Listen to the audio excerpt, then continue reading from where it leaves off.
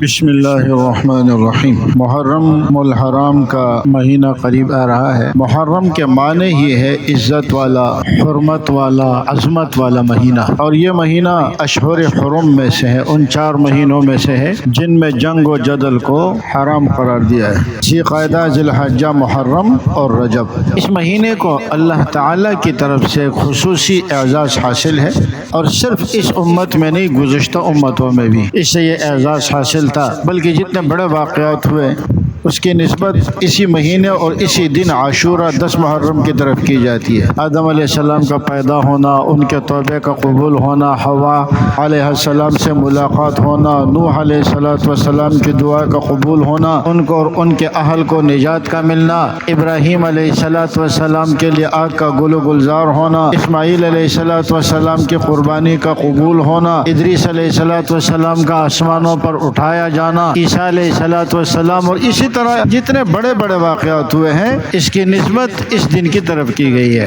تو بہرحال یہاں تک کہ جو مشرکین تھے وہ بھی اس دن کا احترام کرتے تھے، جو قریش تھے نا وہ بھی اس دن روزہ رکھتے تھے، اور نبی علیہ السلام بھی رکھتے تھے۔ جب آپ مدینہ طیبہ تشریف لائے تو دیکھا کہ یہودی بھی اس دن کی تعظیم کرتے ہیں، تو آپ نے فرمایا کہ یہ کیوں؟ انہوں نے کہا کہ اس لیے کہ اس دن موسیٰ علیہ السلام کو نجات ملی تھی۔ تو آپ نے فرمایا اچھا، اب آئندہ اگر میں اگلے سال تک باقی رہا تو میں 90 کا بھی روزہ رکھوں گا، مطلب یہ ہے کہ میں ان کی مخالفت کروں گا، اور ایک دن اور رکھوں گا کہ مجھے روزے میں ان کے ساتھ مشابہت پیدا نہ ہو جائے۔ اس سے آپ اندازہ کریں کہ نبی علیہ السلام بار بار حکم دے رہے خالف الیہود، یہودیوں کی مخالفت کرو، کہ دینی طور پر بھی ظاہری مخالفت تو ہے ہی، مذہبی اور عبادات میں بھی تھا کہ ان کے ساتھ مشابہت لازم نہ آ جائے۔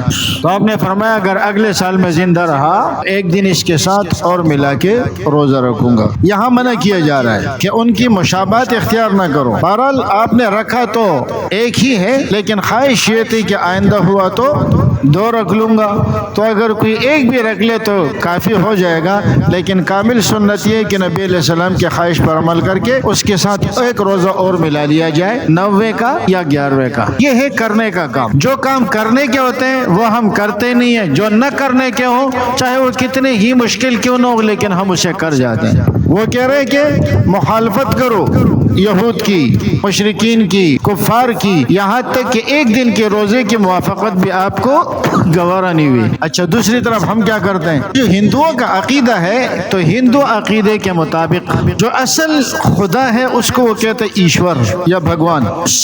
ایشور کی صفات بقول ہندوؤں کے 3 افراد میں پائی جاتی ہے۔ ایک وہ جس نے اس کائنات کو پیدا کیا، کہتے ہیں وہ خدا نہیں بلکہ خدا کا روپ، یہ 3 ہے۔ ایک تو وہ جس نے اس کائنات کو پیدا کیا، اس کا نام برہما ہے، نعوذ باللہ۔ دوسرا جو اس کائنات کو ختم کرے گا اس کا نام مہادیو ہے۔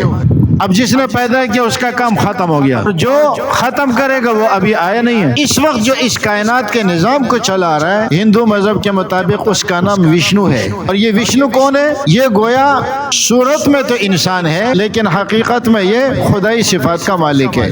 اب چونکہ زیادہ تر، اور وشنو بھی کیا کر رہا ہے؟ کہتا ہے کہ وہ ایک بہت بڑے سانپ کے اوپر سو رہا ہے، اور اس کی جو بیوی ہے لکشمی وہ اس کو پیر دبا رہی ہے، پنکھ جھول رہی ہے تاکہ وشنو آرام کر سکے۔ یہ جو لکشمی ہے نا، یہ چونکہ ان کی زیادہ تر توجہ وشنو کی طرف ہے، اس لیے کہ بقول ان کے موجودہ نظام وشنو چلا رہا ہے، لیکن وشنو خود نہیں چلا رہا، لکشمی یہ کام سر انجام دے رہی ہے، اور لکشمی کو یہ کہتے ہیں قسمت کی دیوی۔ تو اس لیے یہ جتنا بھی مانگتے ہیں کس سے مانگتے ہیں؟ اسی وشنو اور لکشمی سے مانگتے ہیں۔ اب یہ وشنو جو ہے یہ ضرورت کے مطابق کسی بھی روپ میں ظاہر ہو سکتا ہے، اور کمال یہ ہے کہ اچھا پھر اس کو وشنو کا اوتار کہا جاتا ہے۔ یہ جو وشنو کے اوتار ہے یہ تقریباً کوئی 10-11 اوتار بنتے ہیں۔ ایک وہ ہے جو مچھلی کی شکل میں آیا، دوسرا وہ ہے کہ جو کچھوے کی شکل میں آیا، تیسرا وہ ہے جو سور کی شکل میں آیا، اور پھر باقی انسانوں کی شکل میں آئے۔ تو انسانوں کی شکل میں جو آئے ان میں جو 7واں اوتار ہے اس کو کہتے ہیں رام۔ اب ہندو کیا کرتے ہیں کہ سال میں ان کا ایک دن مقرر ہے جس میں رام کی مورتی بنائی جاتی ہے، اور 10 دن تک اس کی پوجا ہوتی ہے، اور 10 دن کی پوجا کے بعد پھر اس کو اٹھا کر لے جایا جاتا ہے، ڈول بجائے جاتے ہیں اور لے جا کے سمندر میں ڈالا جاتا ہے۔ میں اور کچھ نہیں کہوں گا، عقل مند کے لیے اشارہ ہی کافی ہے، میں کہنا کیا چاہتا ہوں۔ یہ چیزیں ہم نے کہاں سے لی؟ ہم نے ہندوؤں سے لے لی۔ وہ جو کر رہے ہیں ان کو دیکھا دیکھی بہت ساری چیزیں ہم نے ان کے ضد میں آ کر لے لی۔ ادھر اللہ کا نبی کیا فرما رہے ہیں؟ مخالفت کرو۔ اور ہمارے ہاں بھی 10 محرم کی یہ تعزیہ نکال کر سمندر میں اسی ترتیب سے ڈالے جاتے ہیں جیسے وہ کر رہے ہیں۔ ہمارے یہاں کرنے کا کام کیا ہے کہ بھائی اس دن کے روزے محرم کے روزے ویسے ہی فضیلت والے ہیں، لیکن خاص کر جو عاشورہ کا روزہ ہے نا، اس کے بارے میں تو اللہ کے رسول علیہ الصلوۃ والسلام نے فرمایا اللہ تعالیٰ اس کے ذریعے 1 سال گزشتہ کے گناہ معاف۔ اور نبی علیہ الصلوۃ والسلام صحابہ کرام کو کیا حکم دیتے تھے؟ روزے کا حکم دیتے تھے۔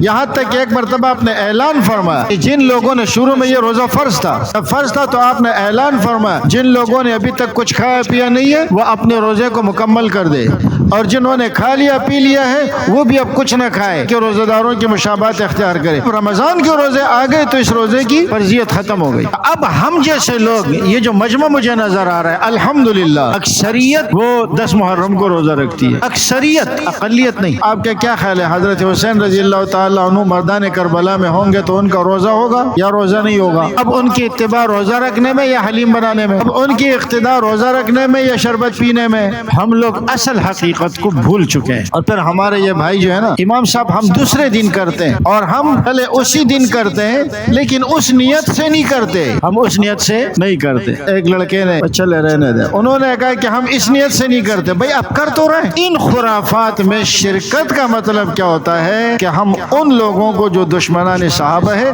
ہم ان کو مضبوط کر رہے ہیں۔ اگر ہم تھوڑا سا اپنے اوپر کنٹرول کریں تو الحمدللہ ان کے تعداد آٹے میں نمک کے برابر بھی نہیں ہے۔ ہم ان لوگوں کو تقویت دے رہے ہیں۔ اللہ ہمیں صحیح معنوں میں سنتوں پر عمل کی توفیق